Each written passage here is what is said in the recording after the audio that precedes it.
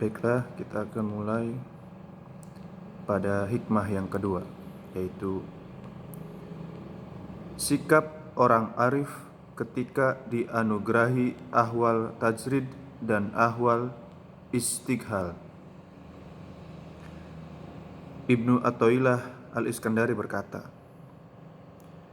keinginanmu untuk lepas dari kesibukan urusan duniawi, padahal Allah telah menempatkanmu di sana, termasuk syahwat yang tersamar.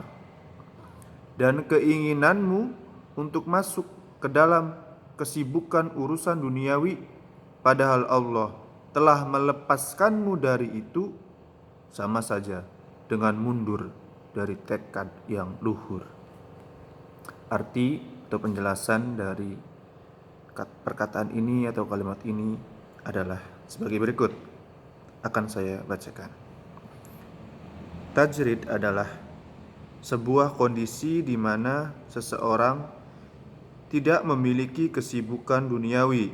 Sebaliknya, istighal adalah sebuah kondisi di mana seseorang memiliki kesibukan duniawi. Dan yang dimaksud kesibukan duniawi adalah kesibukan-kesibukan yang tujuan akhirnya bersifat keduniaan, seperti bekerja atau berdagang. Keinginanmu untuk menjauhi semua sarana penghidupan duniawi dan tidak mau berpayah-payah dalam menjalaninya, padahal Allah telah menyediakan semua sarana itu untuk kau jalani, bahkan saat menjalaninya pun agamamu tetap terjaga, sifat tamak tetap jauh darimu, ibadah lahir dan keadaan batinmu juga tidak terganggu. Maka keinginan semacam itu termasuk syahwat yang tersamar. Dianggap syahwat karena kau tidak mau menjalani kehendak Tuhanmu dan lebih memilih kehendakmu sendiri. Disebut tersamar karena sekalipun pada lahirnya keinginanmu ialah menjauhi dunia dan mendekatkan diri kepada Allah, namun keinginan batinmu yang sebenarnya ialah agar mendapatkan popularitas dengan ibadah dan kewalianmu, supaya orang-orang mendatangimu dan menjadikanmu panutan. Untuk itulah kau pun rela meninggalkan apa yang telah menjadi kebiasaanmu, yaitu mencari penghidupan dunia. Orang-orang arif menyatakan bahwa kedekatan manusia dengan seorang murid yang belum mencapai kesempurnaan bisa menjadi racun pembunuh bagi diri murid itu, karena bisa jadi murid itu akan terdorong untuk menjauhi kewajiban-kewajiban ibadah dan zikirnya karena ia lebih suka mengharap apa yang akan diberikan oleh manusia.